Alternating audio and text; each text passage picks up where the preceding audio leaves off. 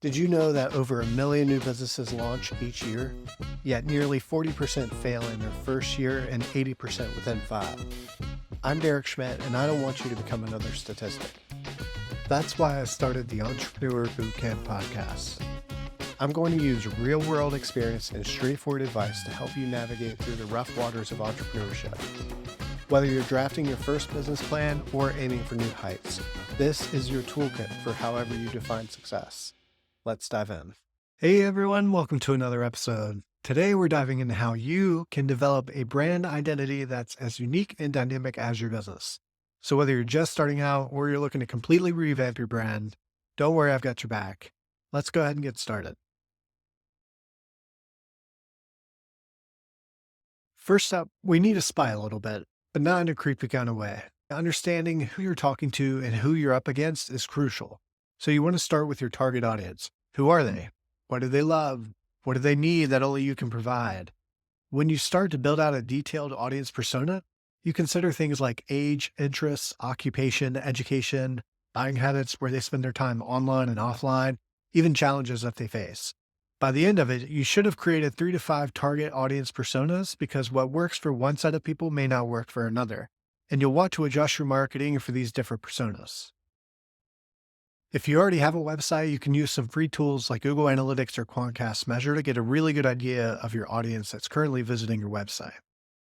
Google Analytics will provide you with insights around demographics, interests, age ranges, and even the types of devices that users are frequently visiting your website from. Quantcast Measure will provide you with a lot more information regarding your website audience, including demographics, income, shopping habits, even brands they generally purchase and television streaming services they watch, what television networks that they subscribe to. If you're attracting the right type of people to your website, this can be a great resource of information, but it is limited to the type of people that are visiting your website. Let's assume you don't have a website yet, or you don't want to rely on your website's traffic audience. This is where some tools like SparkToro, SimilarWeb, and even Facebook Audience Insights can help. With SparkToro, they provide you with a generous free tier that you can use to plug in a website your audience often visits or a keyword they may be searching for online. From there, SparkToro will provide you with the information about other keywords this audience is searching for, including affinity audiences, demographics, and even what social media networks they use and what social media accounts they follow. It can even go as deep as providing you with information about what podcasts they listen to, what skills they have, and what job titles this audience has.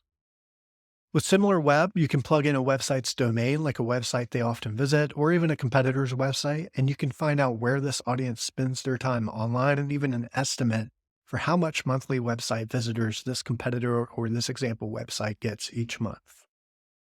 Facebook Audience Insights is still a great resource, although the data points they show you has been limited over the years. From the Audience Insights page, you can click on Filter and start plugging in things like locations and interests. Once you do this, you'll see how many people belong to this audience based on the total number of users on Facebook and the Meta platforms. You'll also find some other information about pages and accounts that they follow and engage with online. However, the most exciting thing about where we are with today's technology is you can use the power of AI to quickly research and generate customer personas that will at least get you started fairly quickly. This is great because you can rapidly create different avatars for your target audience and take them a step further by figuring out how to best reach them and what messaging works best for them. To get started, head over to your favorite AI tool. For this, I'll be using ChatGPT.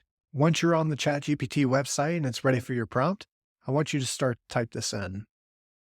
You are a marketing expert and brand strategist. I want you to create 3 to 5 customer personas for my insert industry here business using the information below. Your personas should include accurate information as much as possible, and it should include things like education, job title, communication preference, pain points, how they make buying decisions, where they spend their time online and where they spend their time offline, household size, relationship status, children, age range, household income, average salary, and any other information that would be valuable to me for branding and marketing my business. My target audience lives in, and then insert your location. Now, if you're not familiar with how I broke down and structured that prompt, A quick breakdown on how I structured this prompt is called the CIDI framework, CIDI, which stands for Context, Instructions, Details, Input. Once you start to get some details about your target audience, I suggest putting this information into something like a Google Doc or a Word doc that you could share with your employees and vendors that you start working with to ensure everyone is reaching the right people with the right message at the right time. Now let's peek at your competitors. What are they doing well? More importantly, where do they slip up? This isn't just about copying them, it's about outsmarting them. So use tools like SimilarWeb, SparkToro, or even AI. For this, I'm going to use ChatGPT. When I'm on the ChatGPT website and it's ready for my prompt, I'm going to type in the following prompt. I need you to perform an audit on the competitors' websites listed below. Your audit on each competitor should include the headings of who they are, core services, geographic markets, primary customer segments, positioning and taglines, claims to fame, and other notable information. Each heading should contain information related to that heading. Then I want you to grade each competitor's website and grade their brand identity. Provide a section of insights on each competitor. At the end, provide information on overall observations and insights. Then create a section called Weak Competitive Claims and Branding and list insights to summarize the competitor's claims and branding and provide an example of each section. Drop down a couple lines, type in competitors, and then list each competitor's website with a new line. Now, once you have an audit completed of your competitors, let's go ahead and clean it up a bit. Continue with the following prompt. Create a table on how my business can differentiate itself. The table should include the column heading for messaging considerations, branding considerations, and positioning considerations.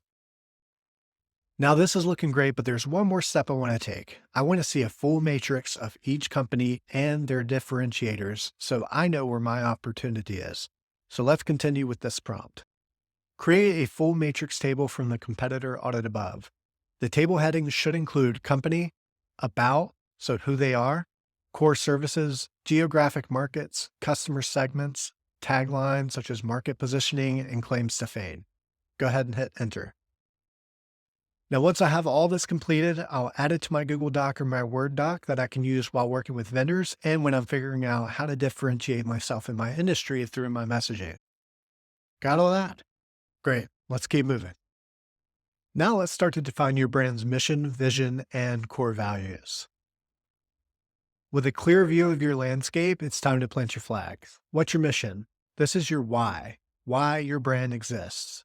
Your vision, that's your where you're heading, and your core values. They are your how. How do you plan to get there and behave along the way? For an example of a mission statement and its relationship to a vision statement, let's take a look at LinkedIn. LinkedIn's mission is to connect the world's professionals to make them more productive and successful. Their vision is to create economic opportunity for every member of the global workforce. Craft these carefully. They are the heart and soul of your brand, the promises you make to your customers, and the standards you hold yourself to.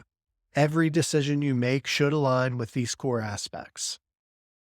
Ready to nail your mission statement in a way that sticks? Here's how to keep it simple and impactful. What do? Spell it out simply. If you build apps, then just say, we build apps. Who do we help? Be specific. If your focus is on busy professionals, then mention them. What's our goal? Define your ultimate aim. Maybe it's to streamline daily tasks. What change do you want to see? Visualize the impact. We want every professional to save an hour a day.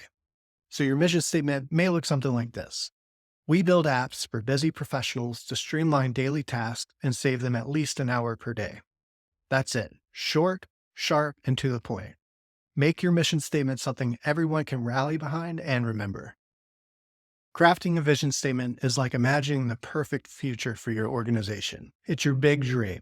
It should inspire everyone and point the way forward. Here's how you can create a vision statement that not only motivates, but also provides clear direction. Where are we headed? Describe the ultimate destination for your organization. If you're aiming to be the leader in the eco-friendly technology, state that. What do you want to achieve? Focus on the major achievements you envision. For instance, we aim to reduce carbon footprints by 50%. What kind of future do you envision? Think about the broader impact on society. Maybe it's creating a sustainable and healthy planet for future generations. Make it clear, direct, and exciting. Your vision statement should be a beacon that lights the way forward and inspires everyone to strive toward the future. Make it something everyone can dream about. Crafting a value statement is all about defining the heart and soul of your organization. It's what you stand by every day, guiding your decisions and actions. Here's how you can create a value statement that's both meaningful and practical. What do we stand for? Identify the core principles that are non-negotiable for your organization. If integrity is your cornerstone, then emphasize that. What behaviors do we value most? Specify the actions and attitudes you expect. For example, if teamwork is key, highlight collaboration and support. How will we conduct our activities? Describe how these values will be reflected in your pursuit of your vision and your mission. Perhaps by fostering transparency in every interaction. How do we treat each other in our community? Make clear the respect and care expected within and outside of your organization. You might say, with respect, empathy, and understanding.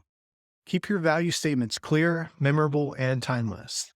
These are the pillars that everyone in your organization will lean on, shaping your culture and defining your impact. Make it a beacon that everyone can follow. Feeling inspired? Hold on to that energy because we're going to move into the visuals now. Let's look at what goes into creating a memorable logo and visual elements to best represent your brand. All right, the fun part, visuals. Your logo, color scheme, and design elements are not just pretty decorations. They are powerful tools that convey your brand's personality at a glance. Whether you're playful and quirky or sleek and professional, your visuals should always match. Different colors invoke different emotions in people, and what emotions you want people to feel about your brand will depend on the colors that you choose for your business. Even the choice of typography you choose will say a lot about your brand. Are you trying to be more traditional and contemporary? You may lean more towards a serif style font, whereas if you want to seem more modern, you may want to incorporate a sans serif font. You can tell the difference because serif fonts generally have a hook at the end of each letter. Think about Times New Roman. Consider hiring a professional designer or using a design platform. The goal? A logo that's simple, memorable, and versatile across all media. In my opinion, some of the best logos have multiple meanings or hidden elements, but they remain simple.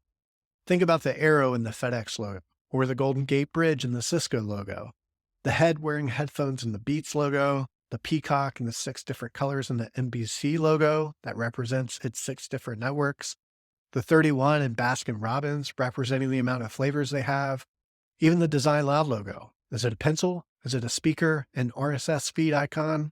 We don't know. Now I want to walk you through how to develop your brand voice and your tone. Let's talk about voice. How does your brand speak? Is it friendly, authoritative, or perhaps irrelevant? Your voice should reflect your brand's personality and resonate with your audience across all channels. For example, I know that with Design Loud, our brand voice is educational, professional, even sarcastic and funny. Consistency is key. Whether it's a tweet, a blog post, or a product description, your voice tells your audience, hey, it's us. Let's take a look at how you can also use AI to help you with your tone, voice, and your messaging. If you have some content you've already written that best represents your business, you can use AI to find out the tone of voice. To get started, head over to your favorite AI tool. I will be using ChatGPT for this. When you're on the ChatGPT website and you're ready for your prompt, start by typing this. I want you to read and analyze the text below. This is content I have written. I want you to copy the style so that you can write additional content that sounds like I am the author. I'm going to paste the copy below. Please confirm when you have read and you are ready for the next prompt. Go ahead, hit enter, and wait for the confirmation that it's ready for your next prompt. Now I want you to type this prompt in. Give me details about this writing style so that I can help instruct you in the future how to write like this. Hit enter and wait for the details. Okay, great, but we're not done yet. Now I want you to ask ChatGPT, what is the tone of voice? So type the following prompt. What would you say is the tone of voice for this? Now you have an idea of your writing style and the tone of voice that you could start to edit. But if you want to take this a step further, for example, if you have to write as if you're an expert in another industry or potentially for a client, You can type this prompt into ChatGPT to start to write like this in the future. Start by writing this prompt. Write a sample prompt I can use to get you to write like this in the future. Once you have your prompt, you can come back to your favorite AI tool in the future and use this prompt to get it to write like your style. And that wraps up our journey on building a strong brand identity. Remember, your brand is more than a logo or just a tagline. It's the entire experience you offer. Make it count. Hey, make sure you subscribe for more insights, and if you like this episode, consider sharing it with a friend. Join our free community at entrepreneurbootcamppodcast.com and let's start building a great business together.